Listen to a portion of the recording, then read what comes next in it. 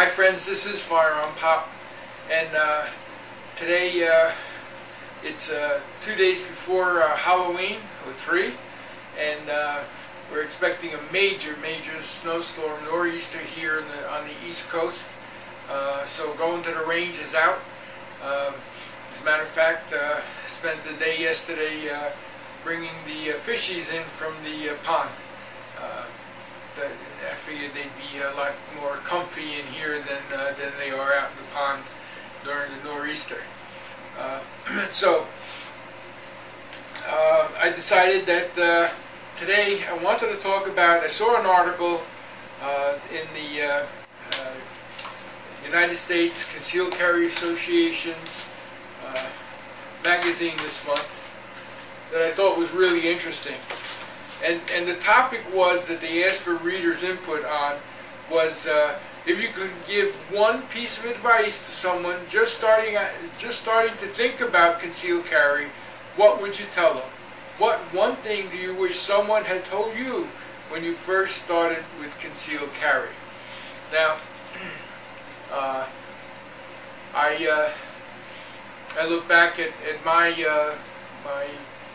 time when I first started. I had my mind set on a small concealable gun.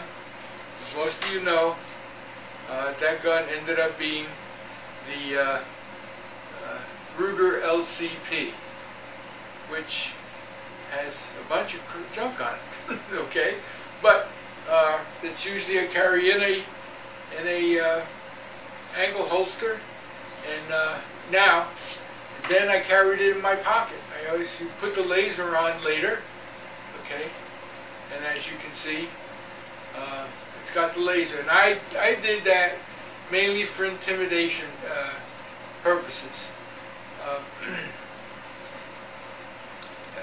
The laser is really useless, is my opinion. It's the daytime, outdoors, can't be seen at all, and at nighttime it's just an intimidation factor. I probably am not going to rely on the laser. Now the LCP is not a shooting gun where you're going to shoot somebody at 30 or 40 yards. This is an up close and personal kind of weapon, and I wish somebody had told me that before I bought it. I mean, I still carry it. Like I said, I carry it in my ankle holster, but I don't know if it was the right first choice. I guess it was a good entry into the world of concealed carry. But I thought I'd go ahead and read some of the responses they got in the magazine. And they are, okay, don't carry a concealed gun unless you are committed to the following: learning about guns, self-defense, and the law. I really second that motion. Frequent range practice using your everyday carry gear. Shooting at realistic self-defense targets that closely depict the human silhouette in a self-defense situation. You will be shooting to another human being, not a bullseye. Condition yourself to that fact. Boy, if that isn't right on. And you've seen many of my videos where that's exactly what I try to promote.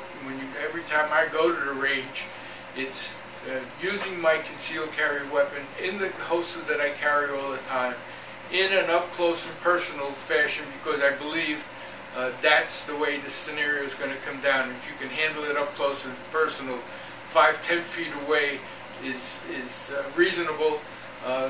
Like I've said before, the 21-foot rule is probably good for police, but it's not for personal protection.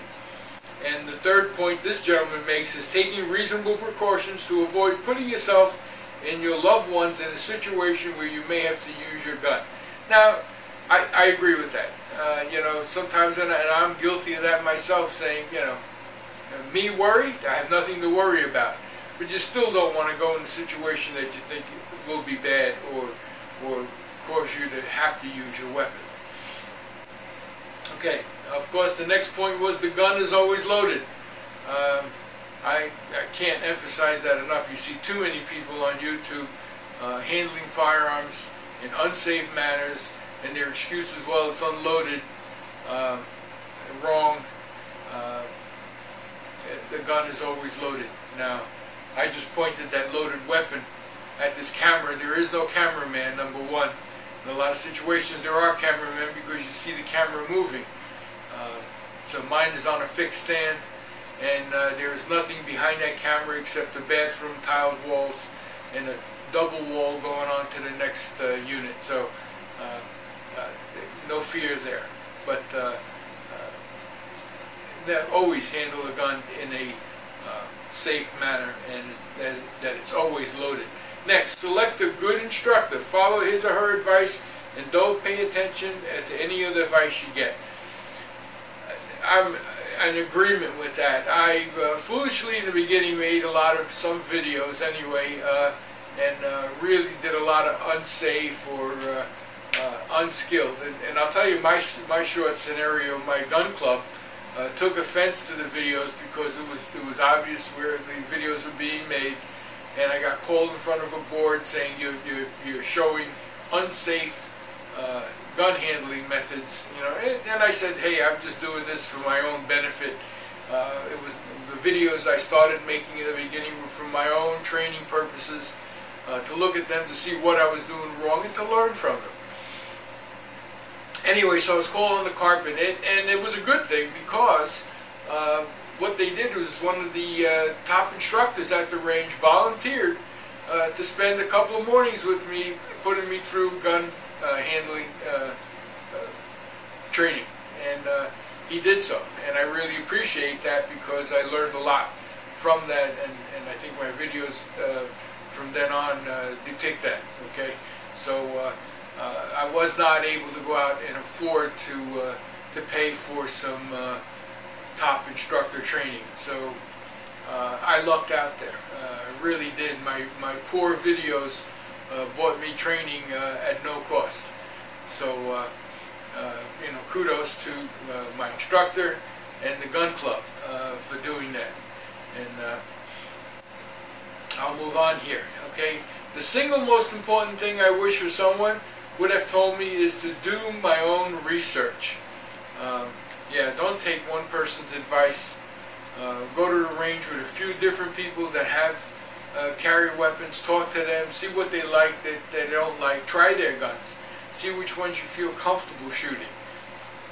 Before you make a couple of $100 investment, and for most people it's one gun. You know, for me it became a fever to buy different guns and to try different guns, and to have different guns for different purposes. But for most people in the self-defense mode, it is one gun, and so I would check out with different people. And the next one really follows that. Is since we are obviously built differently, we have to conceal different. So the good ways for me to conceal may not be great for you, or vice versa. You got to do what you feel comfortable. You got to try out different methods, and then once you find a method that you like, then you need to practice with that method. Really, truly practice. Next one says, talking about concealed carry is way easier than living with it. And this is as it should be, and that is absolutely true. Talking about it is a lot easier than living with it. And of course, living with the repercussions should something actually happen. That kind of wraps it up. Now, my challenge to all of you is to not only add your comments, what you feel, the one piece of advice that you do to a newcomer or somebody thinking about going into concealed carry, but show us, do a video response and show us your first weapon that you bought, if you still own it. I know a lot of people have traded them in, and show us your first weapon, explain why you bought it, and if you're still using it today. And like I said, I'm still using my first weapon today. It's a backup, it's in my ankle, but it is the first weapon I ever purchased. So I'm looking forward to the comments down below. So you can also find me on Facebook. You can friend me there. You can put comments on there as well. on Facebook. You can find me on the web at FirearmPop.com. That's where you can email me if you'd like. There is a link to an email. And as usual, this is Firearm Pop. Be safe out there, and God bless. Bye now.